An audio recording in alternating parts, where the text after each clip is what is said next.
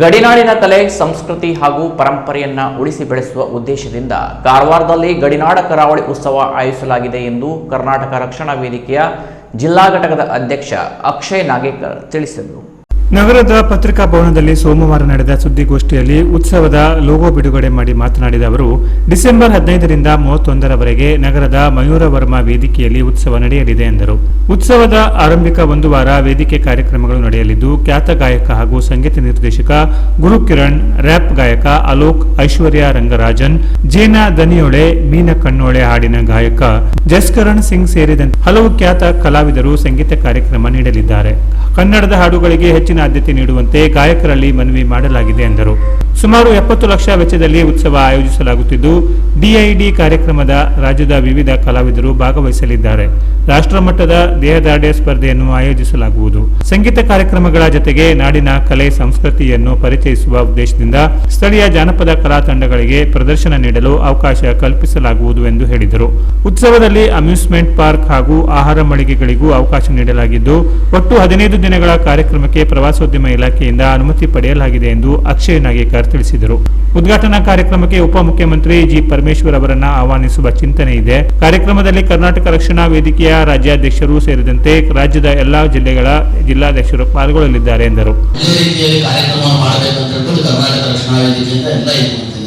ಪ್ರತಿಯೊಂದು ಜಿಲ್ಲಾ ಘಟಕದಿಂದ ಜಿಲ್ಲಾಧ್ಯಕ್ಷರು ಕೂಡ ಬರ್ತಾ ಇದ್ದಾರೆ. ನಮ್ಮ ಕರ್ನಾಟಕದ ಇಡೀ ಎಲ್ಲಾ ಕರ್ನಾಟಕದ ಜಿಲ್ಲಾಧ್ಯಕ್ಷರು ಕೂಡ ಬರ್ತಾ ಇದ್ದಾರೆ. ಮೂಲೆಯಿಂದ ನಮ್ಮ ರಾಜ್ಯಾಧ್ಯಕ್ಷರು ಕೂಡ ಬರ್ತಾ ಇದ್ದಾರೆ.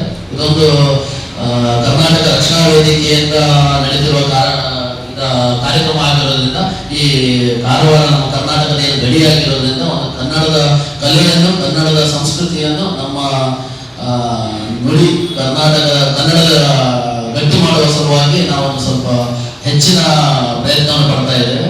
ಇದಕ್ಕೆ ತಾವೆಲ್ಲರೂ ಸಹಕಾರ ಕೊಡಬೇಕು. ಕರ್ನಾಟಕ ರಕ್ಷಣಾ ವೇದಿಕೆಯಿಂದ ಮುಂದಿನ 3-4 ತಿಂಗಳ ನಂತರ ಡಿಸೆಂಬರ್ 15ರಿಂದ 31ರವರೆಗೆ ಗಡಿನಾಡ ಕರಾವಳಿ ಉತ್ಸವವನ್ನು ಆಚರಿಸ್ತಾ ಇದ್ದೇವೆ.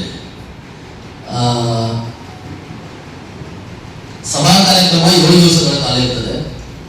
ಇದರಲ್ಲಿ ನಮ್ಮ ಕರ್ನಾಟಕದ ಕಲಾವಿದರಾಗಿರುವಂತಹ ಗುರು ಕಿರಣ್ ಅವರು ಬರ್ತಾ ಇದ್ದಾರೆ. ಬಹಳ ಸತಿ ಬಂದಿದ್ದಾರೆ ಅವರು, ನಮ್ಮ ಕಾರ್ಯಕ್ರಮಕ್ಕೂ ಬರ್ತಾ ಇದ್ದಾರೆ.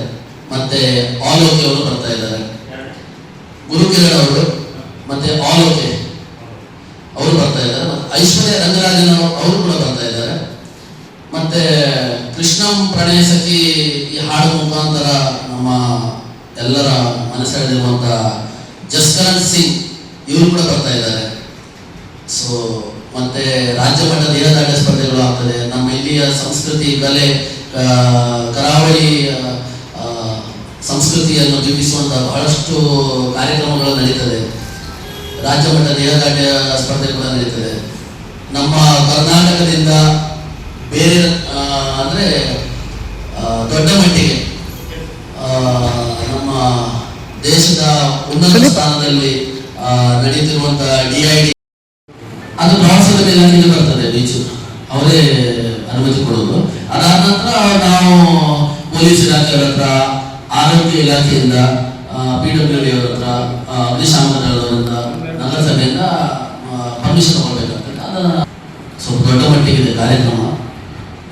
ನಮ್ಮ ಕಲಾವಿದರು ಅಂದ್ರೆ ನಿಮ್ಗೆ ಗೊತ್ತಿರುವ ಹಾಗೆ ಗುರು ಕಿರಣ್ ಅವರು ಬರ್ತಾ ಇದ್ದಾರೆ. ಅಂದ್ರೆ ಅವರದೇ ಆದ ಬ್ಯಾಂಡ್ ಸಮೇತ, ನಾವು ಬ್ಯಾಂಡ್ ಅನ್ನು ಸಪರೇಟ್ ಆಗಿ ಇದು ಮಾಡ್ತಾ ಇಲ್ಲ, ಅವರ ಬ್ಯಾಂಡ್ ಸಮೇತ ಅವರನ್ನು ಕರೀತಾ ಇದ್ದೇವೆ. ಪ್ರತಿದಿನ ಒಬ್ಬೊಬ್ರು, ಒಂದು ದಿವಸ ಒಬ್ಬೊಬ್ಬರ ರೀತಿ 7 ದಿನ ನಾವು ಕಾರ್ಯಕ್ರಮ ಇಟ್ಕೊಂಡಿದ್ದೇವೆ. ಸಭಾ ಕಾರ್ಯಕ್ರಮವನ್ನ 7 ದಿನಕ್ಕೆ ಒಬ್ಬೊಬ್ಬರಾಗಿ ಬರ್ತಾ ಇದ್ದಾರೆ. ಐಶ್ವರ್ಯ ರಂಗರಾಜನ್ ಕೂಡ ಬರ್ತಾ ಇದ್ದಾರೆ, ಒಳ್ಳೆ ಹಾಡುಗಾರ್ತಿ. ಮತ್ತೆ ನಮ್ಮ ಜಸ್ಕರಣ್ ಸಿಂಗ್ ಅವರು, ನಿಮ್ಗೆ ತಿಳಿದಿರುವ ಹಾಗೆ ಕೃಷ್ಣಂ ಪ್ರಣಯ ಸಖಿ ಅದರಲ್ಲಿ ತುಂಬಾ ಫೇಮಸ್ ಆಗಿರುವಂತಹ ಗಾಯಕರು ಅವರು.